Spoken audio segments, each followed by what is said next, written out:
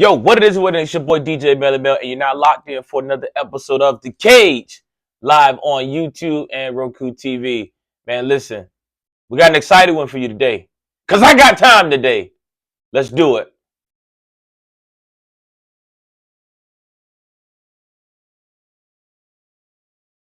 Boy, I couldn't get here fast enough today. I couldn't get in the studio fast enough today. Word to my mother, I couldn't get here fast enough today. Man, listen, I had a time this weekend. And when I say I had a time, I mean I had a time.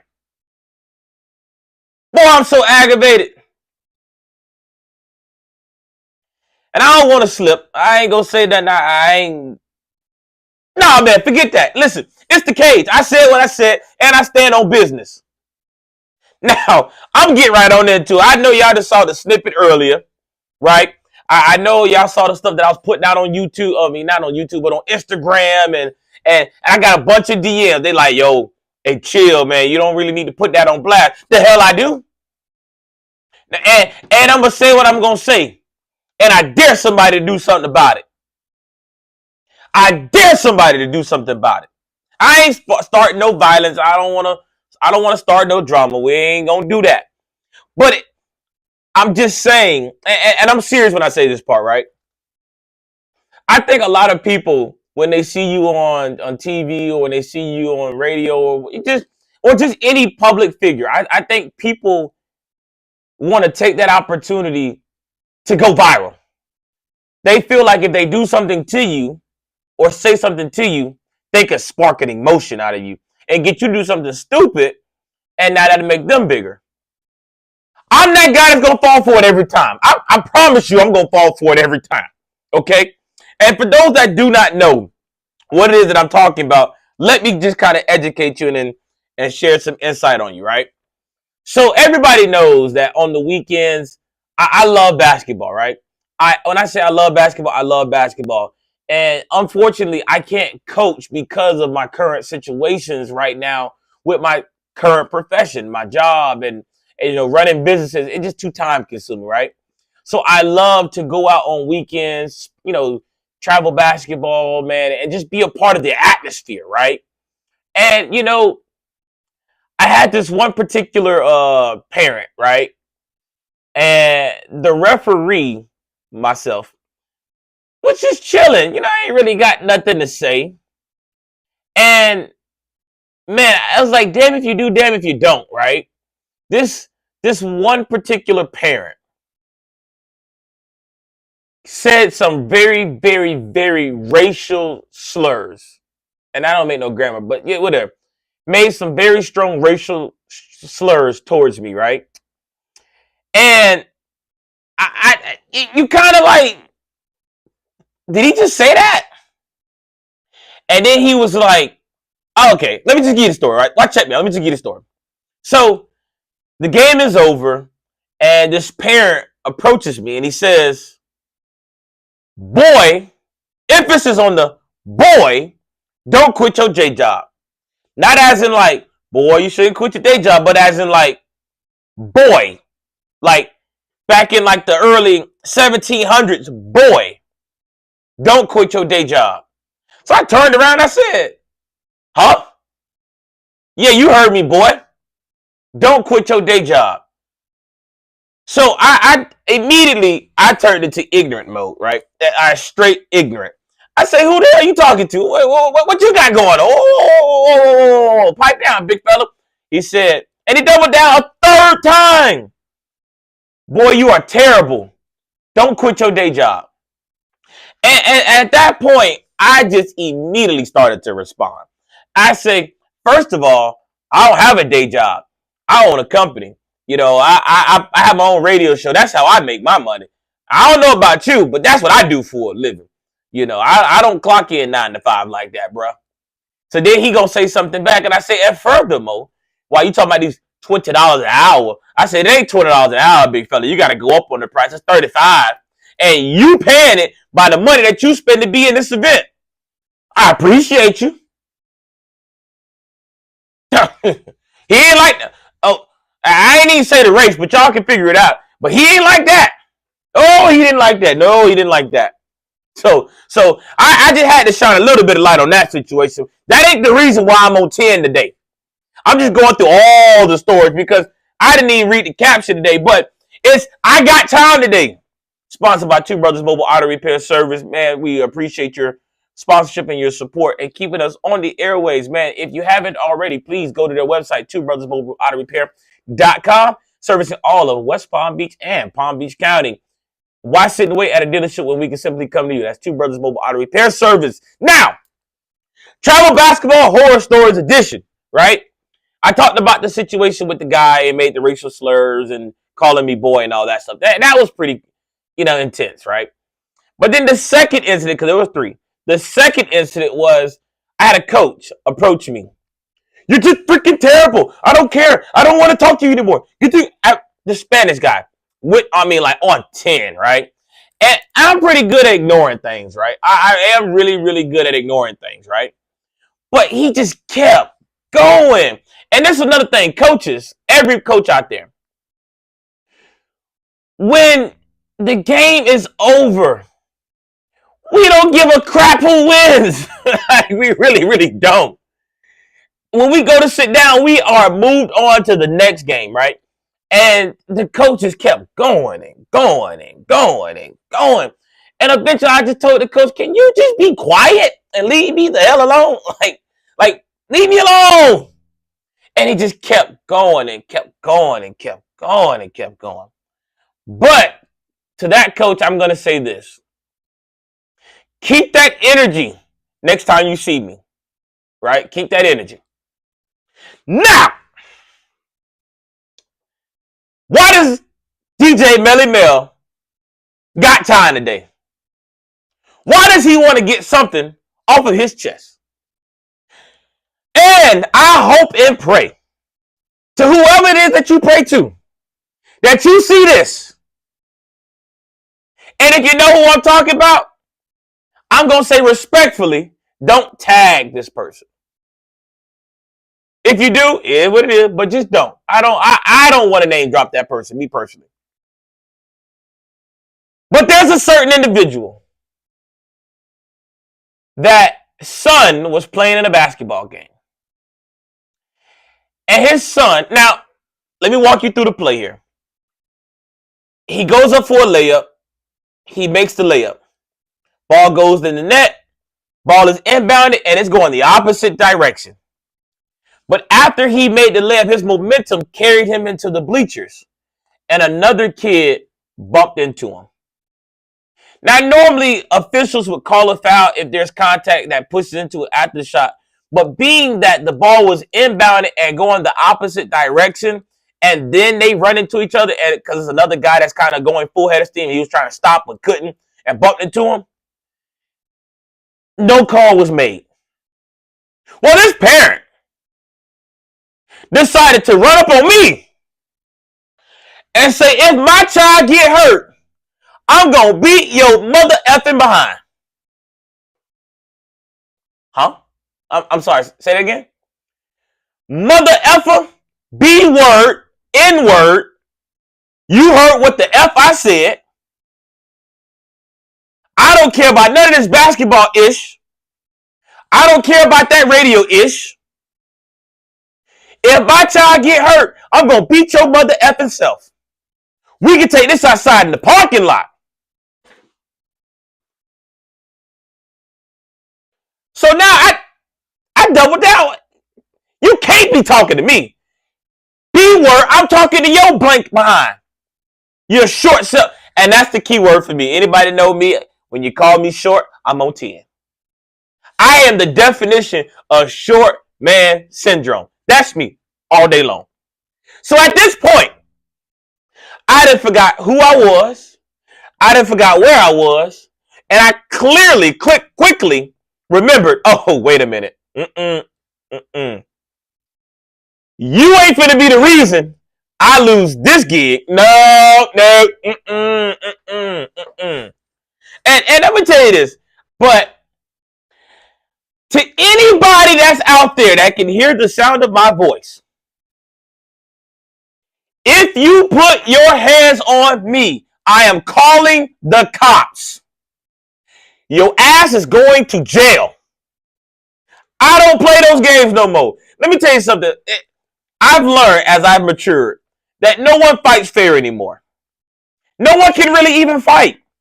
Everybody want to shoot. Everybody want to do all. No. I am a firm believer that my taxpayers pay the beautiful men and women that protect and serve this country and our streets. You put your hands on me, you're going to jail. And you know who you are. I promise you, you put your hands on me. So you think I'm... Hold on. Take this.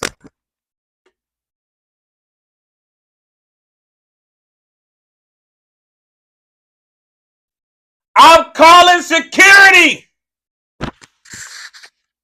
I'm calling security.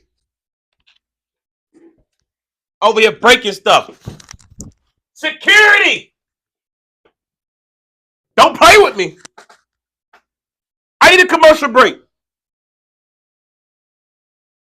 Let's cut the commercial. We'll be back.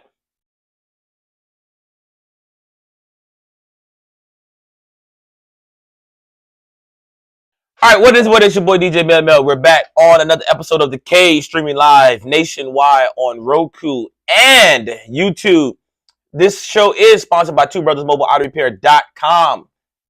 I said .com. Yeah, this is sponsored by Two Brothers Mobile Auto Repair, servicing all of Palm Beach County. Why sit and wait at a dealership when we can just simply come to you? For more information, visit TwoBrothersMobileAutoRepair.com. Now, if you are just watching the last segment, I had to kind of get myself together here. But all jokes aside, don't take my kindness for weakness. Don't take how happy I am for granted. Because at the end of the day, I will protect myself. And you will go to jail. That's all I'm going to say on that note there.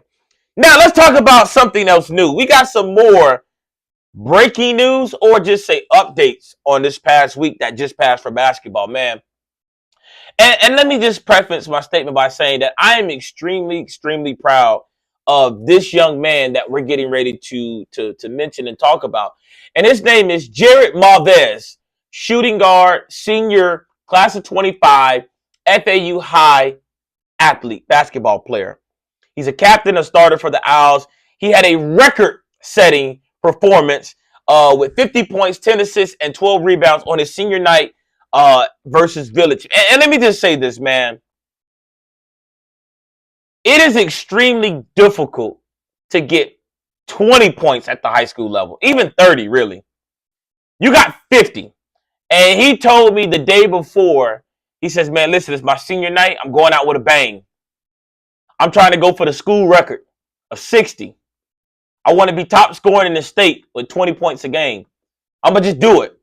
And I always tell people, man, the tongue is powerful. You speak things into existence. So for me, it was unfortunate that I couldn't be there because of some prior commitments with my radio show and some things like that. But, man, I am extremely proud of this young man. I mean, a triple-double on your senior night is just phenomenal. And you know, we just wanted to shine a light on you, Jarret, and just say, man, we're extremely proud of you. The Cage, everybody, Range Man Films, man, Jarret, you're doing your thing. I can't wait to see the type of athlete you become and just the young man that you grow into. I'm so darn proud of you, man. So congratulations. I love you, man, like a little brother. And man, I hope and pray that you can, you know, see many more days like this. Now, we're going to go into our next topic here. And this is going to be a little controversial, I believe. If you haven't already seen, the rankings did come out. And just look for my last video to see more about the rankings, because I did a whole separate video on another thing. I'm not going to talk about it on the live here today.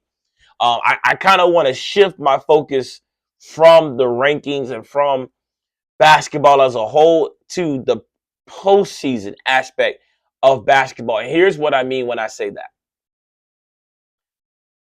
I hold Palm Beach County coaches at a very high standard. I believe that Palm Beach County coaches as a whole, the whole pot, I'm not going to say everybody, but I'm just going to say a good majority of coaches don't do the best job of getting their kids recruited. You know, a lot of people always ask, why do you constantly always say stuff about Coach Mad and Wellington? Well, because he's one of the very few coaches that consistently put players in school. I'm not talking about your everyday athletes. I'm not talking about those guys, right? Because at the end of the day, they were going to be successful with or without you. I'm talking about that seventh man. You know, that man that, he was just a role player on your team. Could he get to college? Could he get to school? And traditionally, I've seen coaches like Matt put guys into those schools. Now, there are people like J.R. Gamble that do a phenomenal job of putting kids in school. There's people like J.D. that do a really good job, finding places for their kids to go. So I'm not saying every coach in Palm Beach County is bad at that. But I'm saying as a majority, 60 to 70% of coaches do a bad job of putting kids in college. Now, with that being said, and I'm not going to say nothing, all the teams that are having success right now, all the teams that are winning games, with that quote-unquote talent, how many of these kids will go play at the next level in college next year? Because I think that's where coaches get it misconstrued, right? We put a high priority on winning basketball games. Like, you'll have coaches that'll DM me fighting tooth and nail about, hey, my record is this. I was this. But how many people are you putting in school? Because at the end of the day, this basketball, high school stuff don't mean a damn thing.